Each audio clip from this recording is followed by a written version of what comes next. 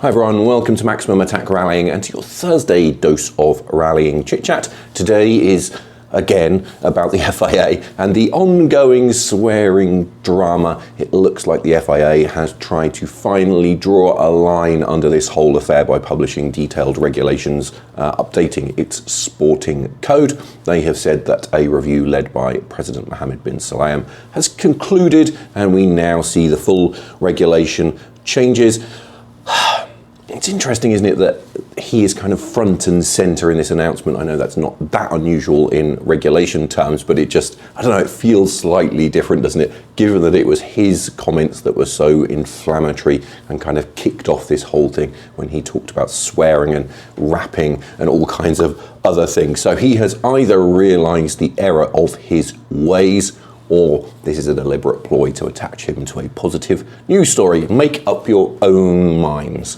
Obviously, in rallying terms, this all blew up earlier in the year when Adrian Formeau was given a fine for swearing in his post-Power Stage interview. That led to the creation of WRDA, the World Rally Drivers Alliance, and there was lots and lots of pushback against the FIA and these regulations, calling for just a bit of common sense, really. But it has been going on for much longer than that. Obviously, there's been lots of things in Formula One, but Sébastien Ogier was also caught out because he criticised organisers last year regarding running gaps and dust, so he got his own fine. But now it seems like we're moving in the right direction. The drivers seem happy with these changes that have been discussed for a while, and now the full regulations have been published by the FIA yesterday as you watch this on the 14th of May. These are the headlines. Then the base fine has been cut from €10,000 to €5,000. This can be suspended by the FIA in certain circumstances for first offenders. Most significantly, there will now be controlled and uncontrolled environments.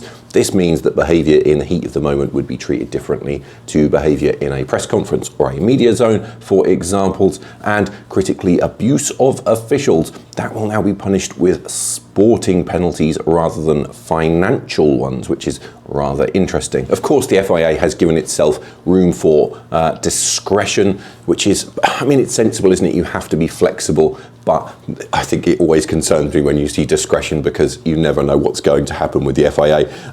I think overall, though, we're going in the right direction. I think the controlled and uncontrolled thing is really significant. Basically, that means if someone says something at a stop line, for example, or in the car on the live video feed, if they swear or something, that's going to be treated differently to if they were in a media zone or a press conference. And that is absolutely right, isn't it? We have to separate those moments of high adrenaline from the moments when they're in a much more controlled situation and should have their kind of head about them. So that's very sensible. I think, however, the sporting penalty element is very interesting indeed. Now, I should make this clear, shouldn't I? I should make this clear. I do not condone the abuse of officials, and no driver, co-driver, team boss or anyone should be saying rude things about officials. But I think it's going to be very interesting to see how those regulations are handled. So I had a bit of a look, and they give some example punishments, and in rallying terms it talks about how a 2-minute penalty could be issued. So I think for me, I would ask, well,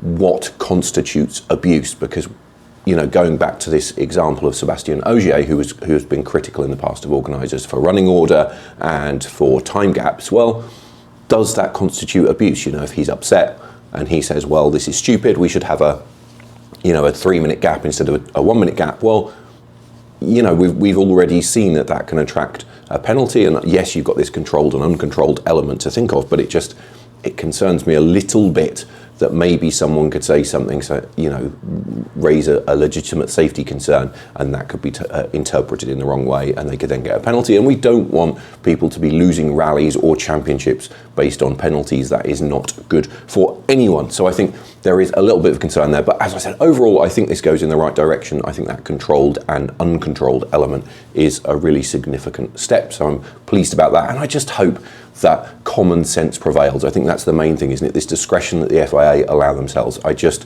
hope, beyond hope, and maybe that is a fool's hope, that it is applied in the right way and we just maintain a bit of common sense and decency and remember the pressure. So that's it. That is where we are at. I'm now going to pass over to you. Let me know what you think in the comments. Do you think this is sensible, or do you think the FIA haven't gone far enough, or do you think, I don't know. Just let me know what you think. I'm sure you will have an opinion on this because it is a long-running saga, isn't it, and a big drama in motorsport time, so it's going to be interesting to see what happens. So let me know in the comments below. As always, make sure you like and subscribe as well, and I will see you again next time.